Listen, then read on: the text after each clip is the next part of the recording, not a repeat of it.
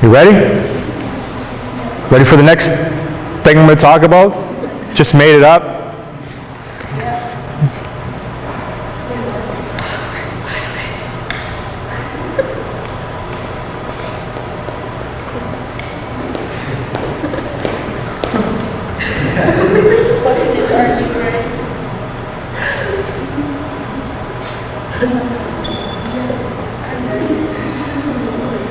Well, I'm almost ready. My mind's seeing 7 things at once. How many of you do that? Your mind's got so many thoughts going on. Slow down, mind. Give me one. Give me one.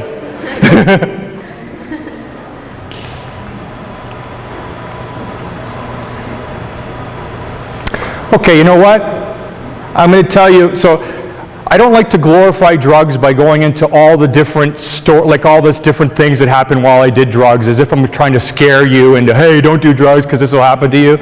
Like, would you guys agree that if I did cocaine and crack cocaine and I was doing drugs for 17 years on and off, I probably had some really nasty stuff happen to me?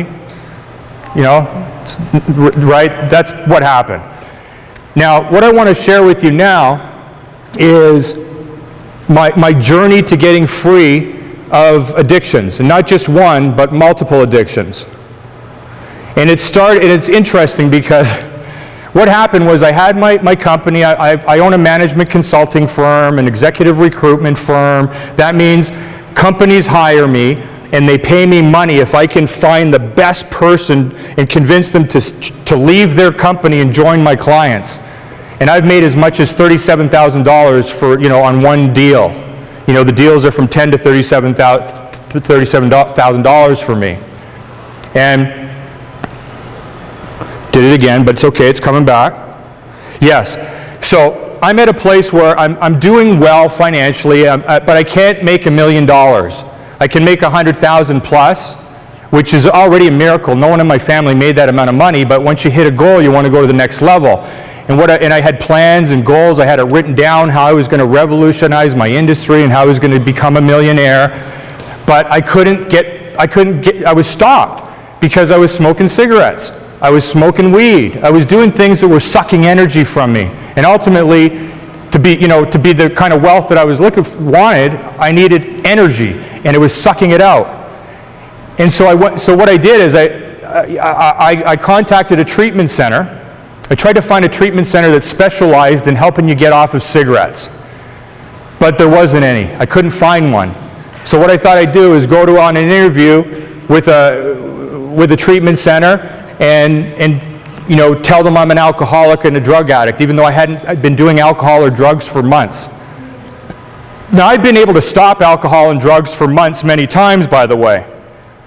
Just because I could stop doing alcohol and drugs many times doesn't mean that I wasn't going to do it again. How many of you know people that have stopped, they really meant it, they were going to stop smoking, they're going to stop drinking, they're going to stop this or stop this, I'm going to stop doing crime or whatever, and they really mean it, and then they go back to it at some point. That was me. That's my whole life. I say I'm going to do something, and then eventually now I have so much evidence that I'm a failure. There's no way, like everything that's important to me, stopping these things that are killing me, I can't stop.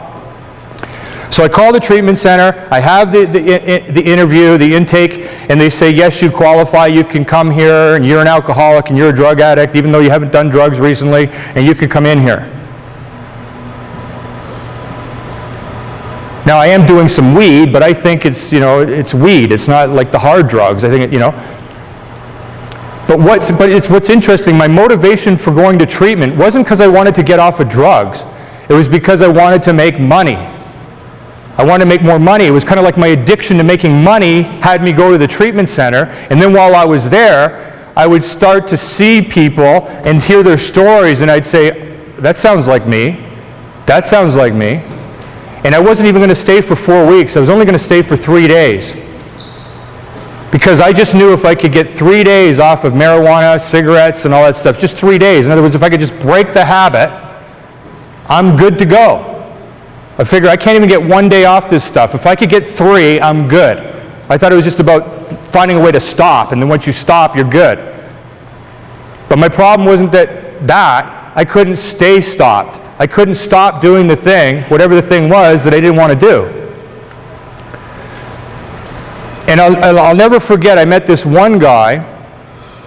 He came into the treatment center, and he had, whatever you call it, like he drank so much alcohol. He didn't do drugs, just alcohol. And he couldn't hold a cup.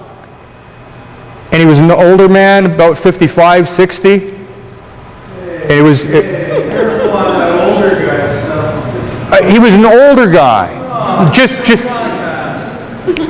He was an older guy when you're 30 years old. How about that? He was an older guy in comparison to, and I apologize for offending.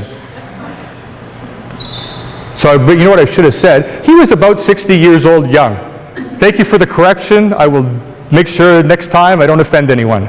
I apologize. I tend to offend people sometimes and I don't mean to. I apologize. Thanks for pointing it out. Your apologies accepted. Thank you. He was shaking. Hands were shaking, thank you. Hands were shaking. And they wouldn't stop. He drank so much alcohol that even after he detoxed, his hands, like the nerve damage was permanent. And the thing is, when I saw him, I cried. I just melted. And then I got to meet the guy, and he had a business. He was a millionaire. He had everything that I was wanting to get after I got out of treatment. And he told me his story, how he'd been to treatment before, more than once. And by the way, I was in a treatment center with 50 guys, and every single one of them, except me and one other guy, had been to treatment centers before. I'm like, whoa, what? Like, that made no sense, because I don't know anything, but I'm thinking, if I go here, treat me so that, you know, and that it's your fault. Like, how could it not work? I thought you just go once and you're done. Met one guy over 13 times. It was like, whoa. And so when I saw this man, and it was like something told me, I think it's the Spirit said, you stay one more day. More than one day. So I was like, now I'm here 4 days, 5 days, 6 days. And then, thank God I kept staying one day at a time, so to speak. Although the whole time I'm thinking, tomorrow I'm going to bail because I'm not like everybody here. I'm thinking I'm different. But I found out I wasn't. And one day one of the counselors said, and not that it's true, but it's about what happened and what I made it mean. Don't make this be true for you unless it serves you. One of the counselors said that we're the best treatment center for alcoholism, and if you are one of those people that are also addicted to crack cocaine, was I? Yes, I spent as much as $30,000 in 1 month on crack cocaine. They said those of you that are also addicted to crack cocaine have less than a 1% chance of staying sober for even 1 year. And I'm like, wow, this is serious. But here's what happened. When the counselor said, you have less than 1% chance for staying sober for even 1 year if you're addicted to crack cocaine, I got to interpret what that means. And you know what I made it mean? It's possible. It's possible. That's how I heard it. It's possible. It's possible. It's less than 1%, which means I better do something very different than everybody else in here.